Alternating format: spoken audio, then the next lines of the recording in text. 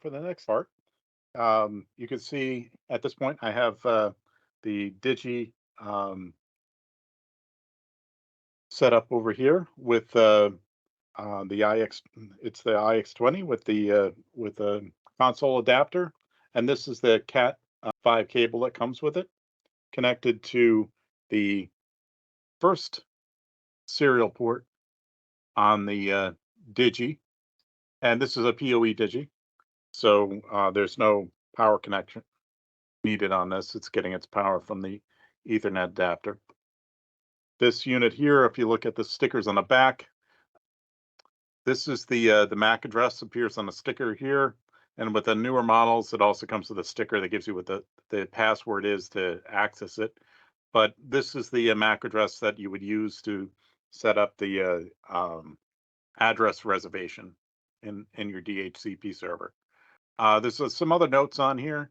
There's a pattern to the way the pins on the back should be configured.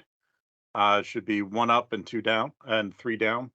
There's a little diagram on here that shows you what EIA 232 is, and that's another way of saying RS 232. So that's the configuration that we're using to talk here. And that's pretty much it in terms of the physical hardware. And once this device has an address reservation, of course, it's just like the Digi.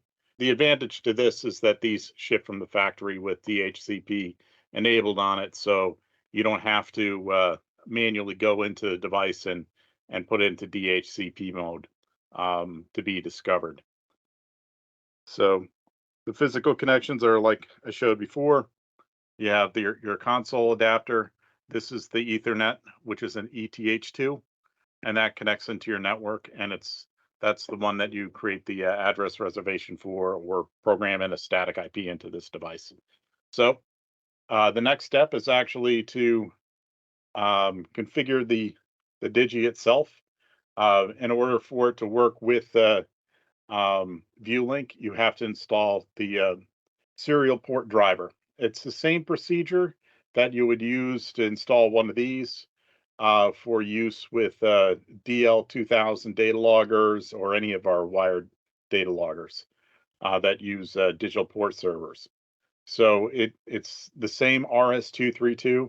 The only difference is this one will have very specific serial port settings versus the DL series that automatically adjusts. So there's a setting that's hard coded into the modem, so it only works at 115K baud rate. So that's in the documentation for this, but essentially it's a lock serial configuration. So when we get to the next few steps and set this up to talk to viewLinc, we'll go over those settings.